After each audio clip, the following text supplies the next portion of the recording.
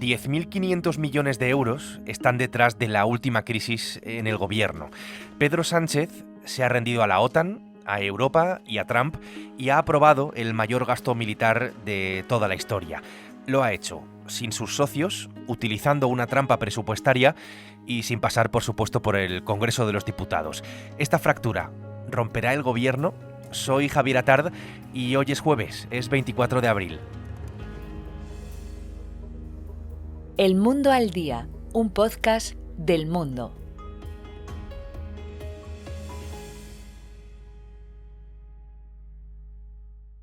Todos sabemos el contexto que vive ahora mismo el mundo, que estamos viviendo, y cuáles son las amenazas, en este caso para nosotros, para Europa y para España, ¿no? La amenaza rusa y ese vacío que está dejando Estados Unidos desde que Trump ha vuelto a la presidencia. La exigencia de la OTAN es verdad que era bastante clara, había que llegar al 2% del PIB en defensa. Repito, España alcanzará el 2% del Producto Interior Bruto en seguridad y en defensa este año, en el año 2025. El presidente del gobierno, Pedro Sánchez, apareció de repente en Moncloa hace un par de días para anunciar el plan industrial y tecnológico para la seguridad y la defensa de España, que es como se llama oficialmente. Tiene 6 partidas. Una de ellas se llama Instrumentos de Defensa y Disuasión. Para que nos entendamos, armas y munición, básicamente. A esto se le dedica casi el 20% del total de esa cantidad de dinero. Este plan lo conoce bien mi compañero Raúl Piña, que se encarga de la información del gobierno. Hola Raúl, ¿qué tal? Hola, ¿qué tal? ¿Cómo estás? Con este giro, Raúl Sánchez ha vuelto a sorprender, eso yo creo que es bastante claro, porque no parecía además muy por la labor, ¿no?, de hacerlo de esta forma. ¿Cuál es para ti la clave principal de todo esto? Mira, para mí la clave principal es que presenta el plan. Hasta ahora, el gobierno lo que defendía era que efectivamente estábamos en un contexto internacional muy complicado y de mucha incertidumbre, pero que había que esperar a ver qué dirección y qué pasos tomaba Europa. El gobierno lo que decía es, vamos a ver si, como pasó con la pandemia, Europa hace un gasto mancomunado. Permite que todos los países puedan gastar dinero, digamos, de otros fondos europeos. Por hacerlo muy breve, igual que hubo unos fondos europeos para recuperarnos de la pandemia, que hay unos fondos europeos para gastar en seguridad y defensa. Este era el discurso del gobierno. Y de repente presenta un plan que corre a cargo de nuestro dinero únicamente. Entonces, para mí, lo más importante es este cambio, ¿no? El hecho de tú mantienes un discurso de vamos a esperar porque esto tiene que ser una cosa que gastemos nosotros los países, pero también Europa, a de repente anunciar a los españoles que vamos a gastar 10.500 millones extras en seguridad y defensa. Para ello, vamos a tener que llevar a cabo una inversión importante, un esfuerzo relevante de 10.471 millones de euros adicionales a los ya destinados. Raúl, dudas que me surgen, teniendo en cuenta además el contexto. ¿Por qué ahora? Es una de las preguntas. Tiene que ver, entiendo, con que los socios de la OTAN lo habían exigido y además para este mismo año. Porque había una reunión de la OTAN donde tenían que presentar los países qué iban a gastar para que la OTAN computara si ese gasto era válido o no. Es decir, si en la bolsa del país España se puede computar todo lo que el gobierno cree. Y otra fecha muy importante, en junio de este año hay una cumbre de la OTAN en La Haya. Y claro, ahí si Pedro Sánchez llegaba sin haber comprometido gastar el 2%, iba a recibir tirones de orejas muy serios, empezando por Donald Trump. Con lo cual, digamos que el calendario apretaba para hacerlo. Y la siguiente duda que tengo es ¿por qué así, no? ¿Por qué de esta manera? Quiero decir, regateando al Congreso, dejando de lado al Congreso, cosa que además ha generado una grandísima polémica e incluso ha generado dudas por la legalidad o no de este gasto extra en defensa sin el aval, ¿no?, de una ley. ¿Por qué así, de esta manera, ir regateando al Congreso? Porque este es el asunto más incómodo que tiene el gobierno respecto a sus socios. Yo creo que es de las pocas veces que vemos a un Pedro Sánchez solo. Porque en todas las iniciativas que hace, incluso en las económicas, que son las que más divide a sus socios, algunas veces cuenta con el apoyo del PNV y del Junts, otras veces cuenta con el apoyo de Bildu, Esquerra y Podemos, otras veces con el apoyo de todos, pero aquí, en general, sus socios rechazan el gasto en defensa, el gasto militar. Por eso no lo lleva al Congreso, porque se expone a que le peguen un revolcón, a que se lleve una derrota. Entonces dice, bueno, pues en lugar de eso hago malabarismo presupuestario, voy quitando de aquí, lo meto acá, me sobra de aquí, lo pongo por acá y me evito tener que ir al potro de tortura del Congreso.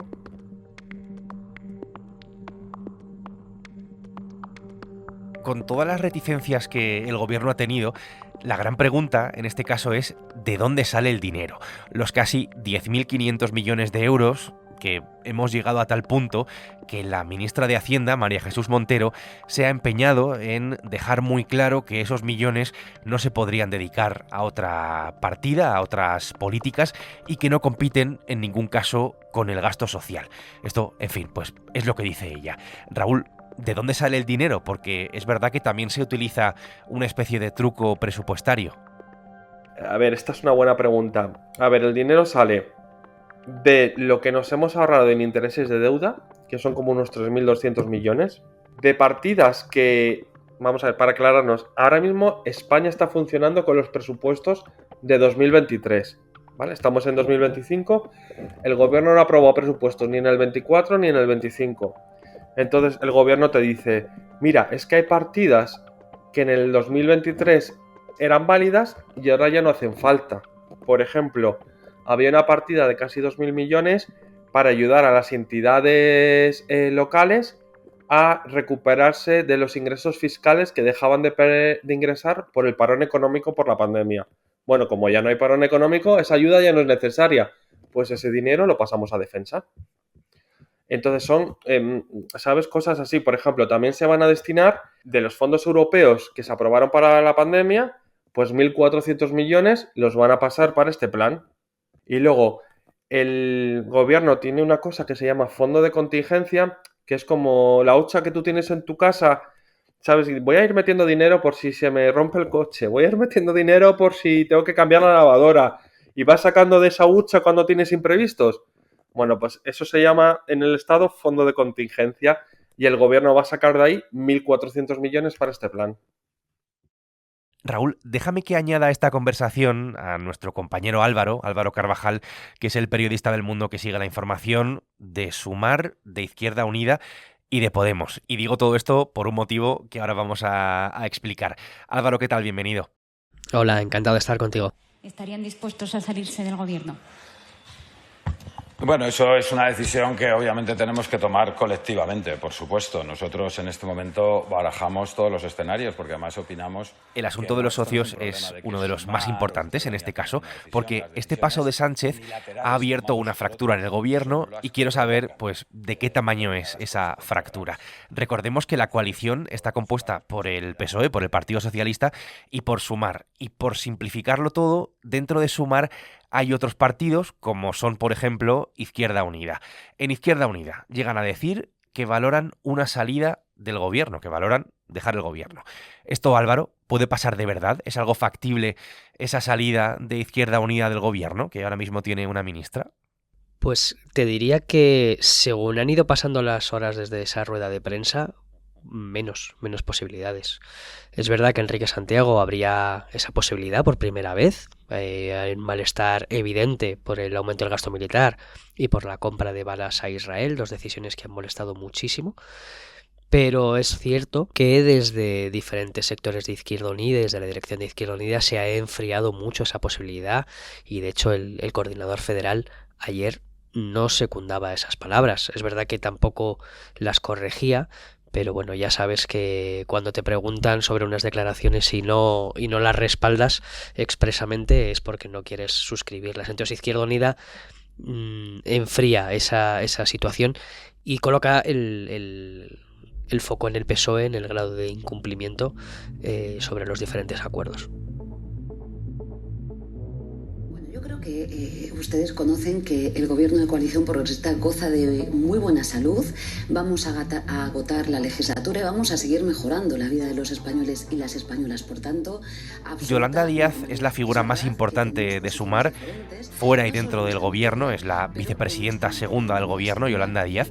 Si Izquierda Unida dice que Sánchez ha abierto la mayor crisis hasta ahora, Díaz aboga pues por agotar la legislatura, como escuchamos, pero no sé, Álvaro, cómo puede llegar a capear este temporal, digo, por la magnitud que tiene. A ver, Sumar tiene muchas caras. No solo está Izquierda Unida, como ala antimilitarista, también está la Chunta, está Compromís. Es verdad que son dos partidos que no tienen presencia como tal dentro del gobierno, pero sí dentro del grupo parlamentario y forman parte de, los contrapesos que hay dentro de ese grupo parlamentario que sostiene al gobierno. Entonces, las tesis de Izquierda Unida vienen imponiéndose desde hace tiempo dentro del grupo, porque cuentan con un respaldo no solo de Izquierda Unida, también de este tipo de partidos. Y eso implica que Yolanda Díaz ha endurecido sus posiciones respecto al gasto militar y respecto a la OTAN. Ha sido una sorpresa ver a Sumar pidiendo abiertamente salir de la OTAN. A tu pregunta, y teniendo eso en cuenta, pues Sumar y la parte de Yolanda Díaz, claro que manifiesta sus ganas de continuar en el gobierno y están dispuestos efectivamente a agotar la legislatura.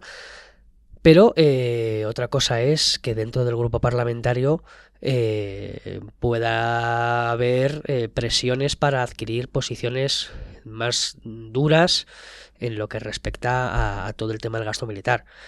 Entonces, bueno, no se sabemos muy bien cómo van a hacer, pero desde luego ruido parece que sí, y ayer ya vimos una muestra de ello. Y que esto, sumado a un plan de rearme sin precedentes de la historia de nuestro país, convierte a este gobierno en un gobierno de la guerra y un gobierno del conflicto. Quien también hace ruido es Podemos, que está fuera del gobierno, pero que no deja de ser uno de esos socios más o menos incómodos, pero que al final sostienen a Pedro Sánchez. Con esto además son muy beligerantes en Podemos y han llamado incluso a la movilización, a manifestarse contra Sánchez por este motivo. ¿Esto, Álvaro, puede afectar a los ya de por sí débiles equilibrios parlamentarios del gobierno? A ver, el plan de rearme es una inyección de gasolina para el discurso de Podemos y para su estrategia de presentarse como la oposición a todo este gasto militar, como los adalides de la paz. Entonces, en este caso, le sirve muy bien para polarizar. Claro, ¿qué ocurre? Que es que Podemos es socio parlamentario del gobierno, es verdad que es un socio inestable, ¿no? Que de vez en cuando da muestras, pero a la hora de la verdad luego ha acabado votando prácticamente todo. Entonces, es verdad que está en un discurso muy duro, más duro, está intentando diferenciarse también de Sumar y coger su propio carril. Y en esto en las consecuencias que planteabas, vamos a ver un Podemos más duro negociando. Ya tiene unas condiciones que hacen prácticamente posible la aprobación de unos presupuestos, porque son unas líneas rojas que son muy difíciles de asumir para el PSOE, y entonces pues vamos a incidir en esa línea. Va a ser un socio muy incómodo y que puede dejar tirado al gobierno en cualquier votación parlamentaria como represalia por estos aumentos, este aumento del gasto en defensa. Pues de este tamaño es la fractura abierta en el gobierno y también con sus socios, como vemos, por el aumento en el gasto militar y por este plan en defensa. Álvaro, gracias. Nada, gracias a ti, seguro que hablamos mucho más de esto porque dentro de no mucho yo creo que vamos a ver a las calles manifestarse y en esas manifestaciones a partidos que forman parte dentro del gobierno. Raúl, estoy contigo otra vez. Con todo esto que acaba de explicar Álvaro, hablemos de los riesgos que tiene para el gobierno y de lo que dicen en el gobierno de todo esto. Porque que hay una fractura es además demasiado evidente, pero ¿existe un riesgo real de que el gobierno se rompa definitivamente? Moncloa no lo ve. No ve ese riesgo. A ver, lo que explica el sector socialista del gobierno es que Sumar hace lo que tiene que hacer, que es mostrar que está en desacuerdo con este asunto, y el PSOE hace lo que tiene que hacer, que es, presionado por la Unión Europea, por Estados Unidos y la OTAN, aumentar el gasto en defensa. Que cada uno está en su papel, en su sitio, pero que la política de defensa está en manos del PSOE y la decide el PSOE, y por lo tanto, digamos que, por hablarlo de un lenguaje un poco vulgar, que a Sumar solo le queda la pataleta. Pero ya está. ¿Riesgo de ruptura del gobierno? Es que ha habido muchos momentos donde hemos pensado riesgo de ruptura del gobierno y nunca se ha roto. Entonces en el PSOE lo que te dicen es muy difícil pensar que un partido como Sumar, que tiene una ventana de exposición como es estar en el gobierno, quiera perder eso y quedarse con qué. ¿En qué? Bueno, en todo caso, veremos hasta dónde llega el desafío, lo iremos comprobando. Raúl, por ir un paso más allá de todo esto, con este 2% del PIB, del PIB, del Producto Interior Bruto en defensa, ¿España está ya, digamos, a la altura de las exigencias de la OTAN y de Europa? Tenía que ponerse al día con este gasto que le exigía la OTAN, pero es que en la cumbre que va a haber en junio nos van a pedir que no gastemos el 2% del PIB, que gastemos el 3 o el 3,5. Es decir, se va a elevar el listón que los países de la OTAN, los países miembros de la OTAN van a tener que destinar a defensa. Con lo cual, nosotros hemos cumplido una meta que en mes y medio ya no va a valer, va a ser otra meta distinta, con lo cual el gobierno va a tener un problema, porque al año que viene nos van a decir, oye, no, que ya no es el 2, que ya es el 3 o el 3,5, la cifra que se acuerde, y ya no van a ser los 33.000 millones que se van a destinar este año a defensa, es que va a ser mucho más dinero. ¿Y cómo lo va a hacer el gobierno? Si no es capaz de sacar unos presupuestos, si no es capaz de poner a sus socios de acuerdo. Digamos que hemos cerrado un melón para rápidamente abrir otro melón aún más gordo. El contexto y lo que se avecina invitan a elevar el gasto, como vemos, con lo cual hay una cosa que está clara y es que Sánchez tiene un problema. Raúl, gracias. Gracias a vosotros. Raúl Piña y Álvaro Carvajal han hecho posible hoy este episodio del Mundo al Día. El Mundo al Día es un podcast que puedes escuchar todos los días en la web del Mundo, en elmundo.es, y que está presente además en las principales plataformas de audio, donde, como sabes, pues tienes la opción de suscribirte.